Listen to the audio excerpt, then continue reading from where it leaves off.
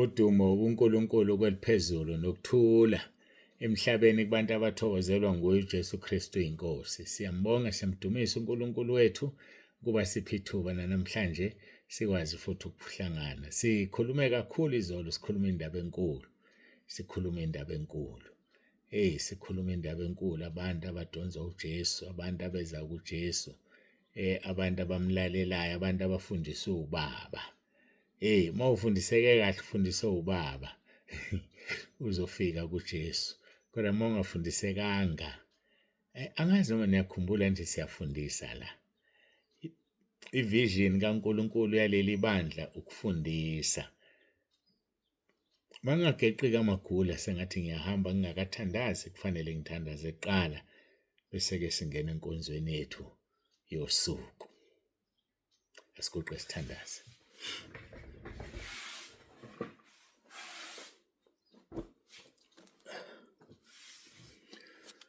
Babolungileyo, babongcwele, uNkulunkulu onomusa, siyabonga ithuba osipha lona, siyabonga ukuzithoba phambi kobuso bakho. Ngalolu suku lwanamhlanje ngiyacela ukuthi ube phakathi kwethu, ukhulume ngomoya wakho engcwele, ngoba okukhulu ukuthi ukhulume usifundise, nathi bese siyafundiseka, singabi ngamahlongandlebe. Siyabonga Nkosi, singabe abantu abanezindlebe zingasokiwe, nabantu abalulimi lungasokiwe, abakhuluma noma yini noma kanjani, abalalela noma yini noma kanjani. Siyakubonga-ke uNkulunkulu wethu, yiba phakathi kwethu uJesu Kristu iNkosi. Ngiyabakhulekela abagulayo manje kuba baphilise, welule isandla sakho phezu kwabo, ngoba wena ungumphilisi. Baphilise Nkulunkulu wami, ngithuma izwi lakho elinamandla, Mahubo 107 verse 20. Izwi lakho lidabula umlilo, lidabula amanzi, ligijima ngendlela emangalisayo, lihlula unyazi. Izwi lakho liphilile, lihlaba lahlukanise amalunga nomkantsho, umoya nomphefumulo, lahlulela imicabango nezizindlo zenhliziyo, ngoba kukho okusithekile kuwe okungekho bala. Siyabonga, siyathoba. Khulumisana nempilo zethu Nkosi manje, uJesu Kristu iNkosi. Amen.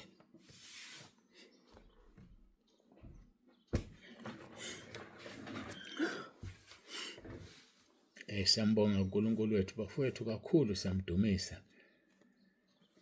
Siyambonga, wasipha isivumo esihle sithi uJesu Kristu iNkosi. Masifundeke izwi leNkosi Matthew chapter 5. Siqale lapha kuverse 9.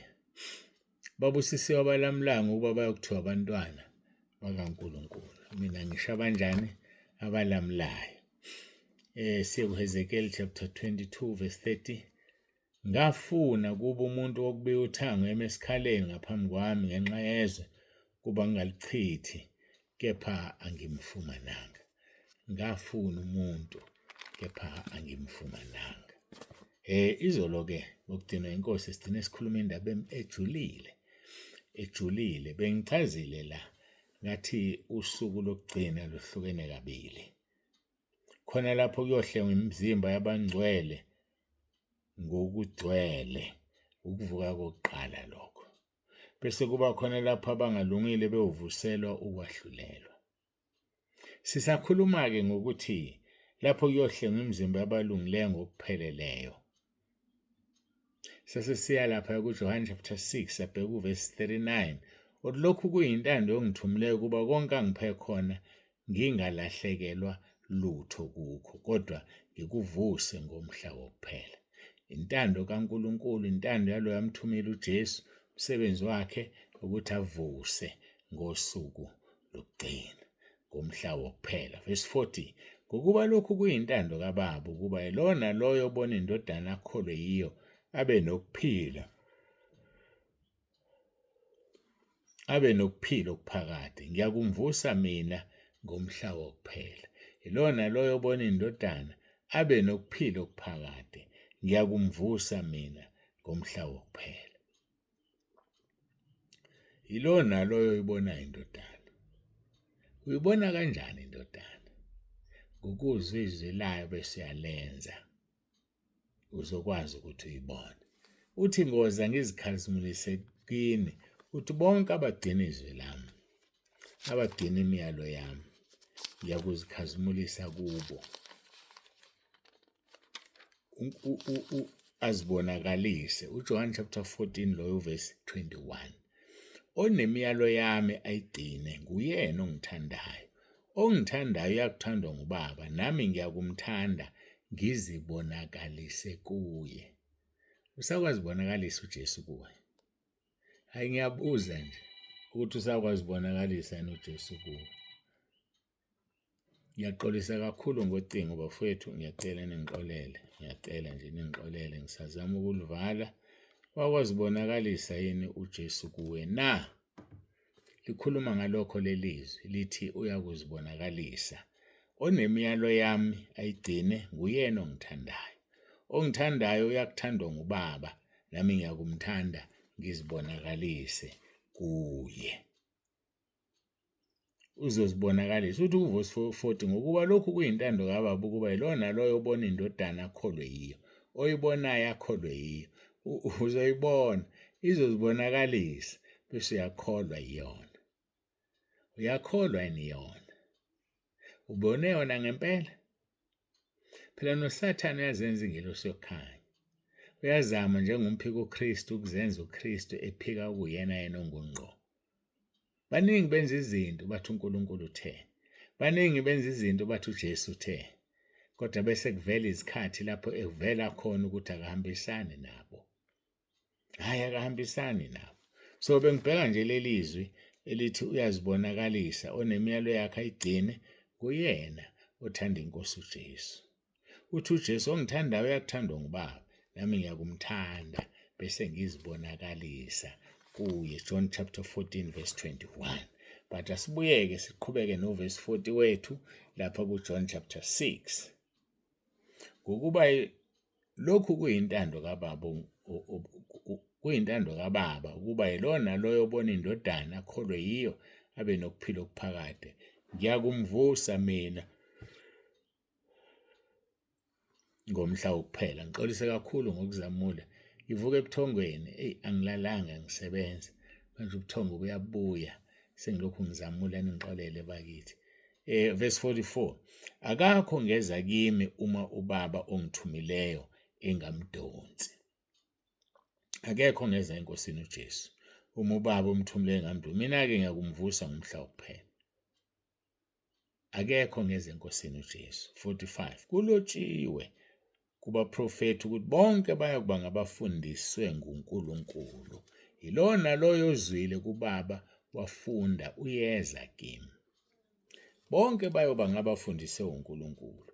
Ngidine ngithi-ke mina ivision yebandla yiyo leyo. Ivision yebandla yiyo leyo ukuthi siyofunda. Ngikhumbula ku-Isaiah chapter 2 verse 2 and 3. La ngane kwakhona igama lebandla. Soqala nje siya kwivision yebandla. Siqale kuligama. Isaiah chapter 2 verse 2. Kuyakuthi ngezinsuku ezizayo intaba yendlu kaJehova iqiniswe esiqongweni sezintaba. Iphakame kunamagquma. Intaba yendlu kaJehova. Lana-ke kukhulunywa igama lebandla esalinikezwayo, intaba yendlu kaJehova kuyabonelelwa. Kuthiwa-ke nezizwe zonke ziyagobhozela khona. Ziyokuya khona ngamanye amagama. Verse 3 ivision. Abantu abaningi bayokuhamba bathi wozani sikhuphukele entabeni kaJehova, endlini kaNkulunkulu kaJakobe. Uyakusifundisa izindlela zakhe, sihambe emkhondweni yakhe. Ilento eyenzekayo ekhaya lezi iyasifunda. Mina ngangingazi ukuthi uNkulunkulu usho ukufunda okunje. Siyafunda ekhaya lezwi.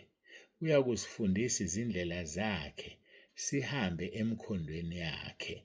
Ngokuba umthetho uyakuvela eSiyoni nezwi likaJehova eJerusalema. So ingakho sifunda kangaka ekhaya lezwi ivision kaBaba osezulwini ngentaba yendlu kaJehova kuyabonelelwa. Uthi-ke abantu abaningi bodwa wozani sikhuphukele entabeni. Khona manje bangakanani abantu abakhuphukele entabeni? Bangaphezulu kuka-10,000. Bakhuphukele entabeni. More than 10,000 esikhathini esincane esingango-5 years sebekhuphukele entabeni. Bethi-ke wozani siye entabeni kaJehova, endlini kaNkulunkulu. Intaba yini igama layo na? iSiyoni. Indlu kaJehova igama layo yini na? iJerusalema. Awulaleleke siqedele. Wozani sikhuphukele entabeni kaJehova, endlini kaNkulunkulu kaJakobe. Uyakusifundisa izindlela zakhe, sihambe emkhondweni yakhe. So uzosifundisa indlela. Indlela ile ehanjwa umuntu esobala. Bese kodwa sihanjiswe emkhondweni. Umkhondo awubonakali.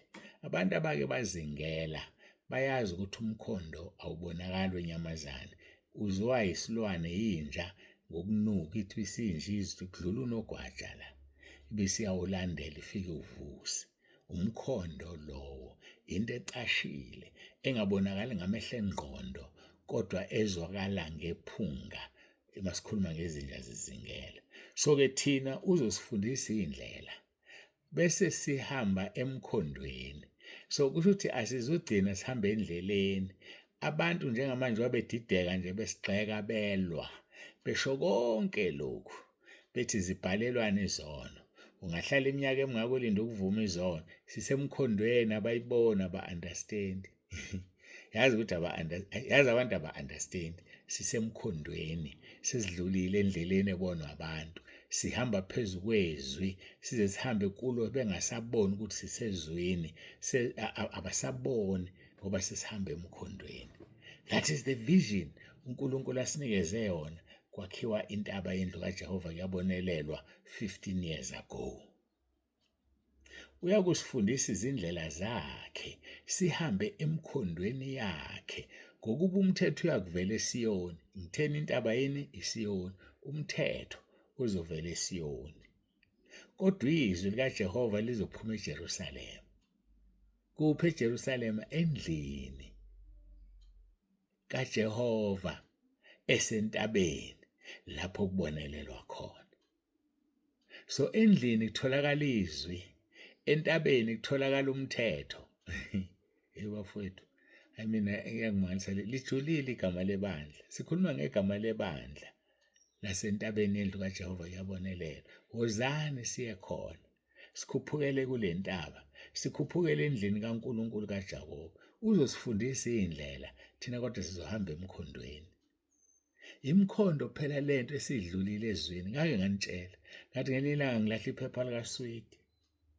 Uthi uNkulunkulu enhlizweni yami isono leso. Ungalahli iphepha likaSwidi. Keep South Africa clean. Yazi ukuthi umkhondo loyo into ecashile enikeze ubaba uNsibande. Indlela ibonwa yinoma ubani, sivulize siqede bese siyajula ezweni umoya ongcwele avumbulula izinto. Sishone phansi ezweni, sihambe ngomkhondo. Hayi kodwa bafowethu, uNkulunkulu usinikeze inqokonqoko yevangeli. Into oyozoyilahle. Yazi into oyozoyilahle, ngeke uyishintshe, ngeke uyenzele ukuthi ivangeli elidala yileli silinikeze uNkulunkulu. Yileli esihamba ngalo. Abantu bayadideka, abantu basithuka, abantu basizonda, abantu basigxeka kwi-social media. Size sigxekwe nabafundisi abadumile kwi-social media because umkhondo abawuboni. Bona banake indlela, kanti thina sinikezwe indlela sase sidlulela emkhondweni. Hawe madoda, uNkulunkulu umoya ongcwele uyakhuluma namhlanje. Hayi ngoba ungakaze ukhulume, kodwa nami ngiyamangala lento ephuma kulomlomo. Hawu, umoya ongcwele ngiyamangala. So-ke sikhona bafowethu, sisendlini kaNkulunkulu ephezulu kwentaba iSiyoni, igama lendlu iJerusalema. Leli liyokwehla ngosuku olwaziwa uNkulunkulu eseqedile ukwahlulela, lithi liyokwehla iJerusalema, umuzi ongcwele kaNkulunkulu. Wehlele emhlabeni omusha. Kukhulunywa ngeJerusalema, indlu kaNkulunkulu, umuzi ongcwele. Entabeni yendlu kaJehova kuyabonelelwa. Entabeni la kukhona iJerusalema. Entabeni iSiyoni kuyophuma umthetho, kodwa izwi likaNkulunkulu solithola eJerusalema. eJerusalema kuphi? Entabeni. Indlu kaNkulunkulu yakhiwe entabeni. Abafowethu, lithi-ke uyakusifundisa indlela zakhe. Senzani nje wasenze nje? Siyafunda. Izwe silifunda ngale uJohn chapter 6 uverse 45 uthi kulotshiwe kubaprofeti ukuthi bonke baya kuba ngabafundiswe nguNkulunkulu. Efundaphi kuNkulunkulu? Entabeni yendlu kaJehova. Bonke baba ngabafundiswe uNkulunkulu. Ozwile kuBaba wafunda uyeza kimi. Njobabona bephuma nje ekhaya lezwi abezwa. Bafundile kodwa abezwa. Ofundile wezwa uyeza kimi. Konke angipha khona uBaba kuyokuza kimi. Ozayo kimi angisoze ngamlahlela ngaphandle. Konke angipha khona uBaba kuyokuza kimi. So kungenzeka sizele izingane kanti izingane uBaba akaziphanga uJesu. Sikhale sinqinqa phansi amakhanda sithandaza imikhuleko ingaphendulwa kanti cha lo mntwana lo akanikeliwe kuJesu. Uthi-ke uverse 4 uyakwahlulela phakathi kwezizwe anqume phakathi kwabantu abaningi bayakukhanda inkemba zabo zibe ngamakhuba nemikhonto yabo ibe ngocelembe isizwe asikuphakamisela isizwe inkemba zingabe zisafunda ukulwa. Entabeni yendlu kaJehova kuyabonelela. Entabeni kuyovela umthetho. Endlini kaNkulunkulu kuvela izwi lakhe. Konke angipha khona uBaba kuyokuza kimi. Ozayo kimi angisoze ngamlahlela ngaphandle. Ozayo kimi angisoze ngamlahlela ngaphandle. Woza uJesu umile eminyango yangqongqotha uthi ozayo kimi eze nje kimi. Eze nje afika avule iminyango ngizongena ngihlale naye adle nami. Verse 54 odla inyama yami aphuze igazi lami unokuphila okuphakade mina ngiyakumvusa ngomhla wokuphela. Odla inyama yami aphuze igazi lami mina ngiyakumvusa ngomhla wokuphela. Dinwa inkosi soqhubeka la kuverse 54 ngomso.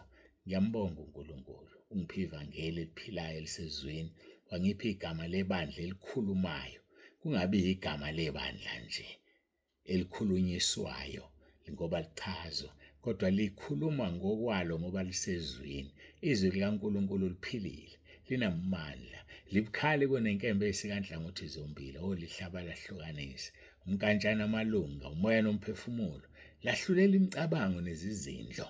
Akukho kusithekile kuyo kungekho obala. uJesu Kristu inkosi. Masiguqe sithandaze.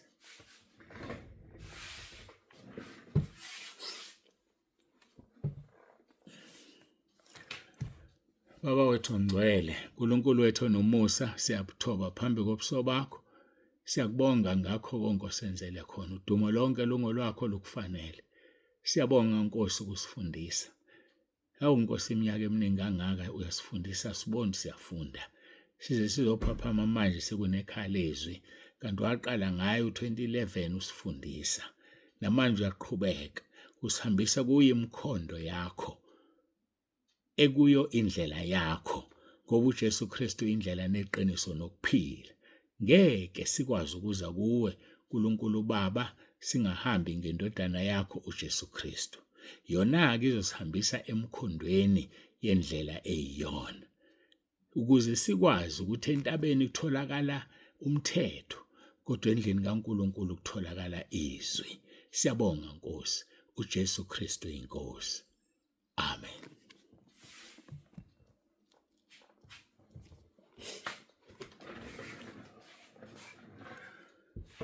Jesu Kristu inkosi. Siyambonga kakhulu uNkulunkulu bangcwele siyamdumisa. Akekho ufana naye akekho njengaye. Hey, engathi bekushubile namhlanje. Angazi noma kushubele mina ngedwa yini. Hayi ke kodwa kumina kushubile. Angazi kuwena. Babunsibande usiyavalelisa. Ube nosuku oluhle uJesu Kristu inkosi.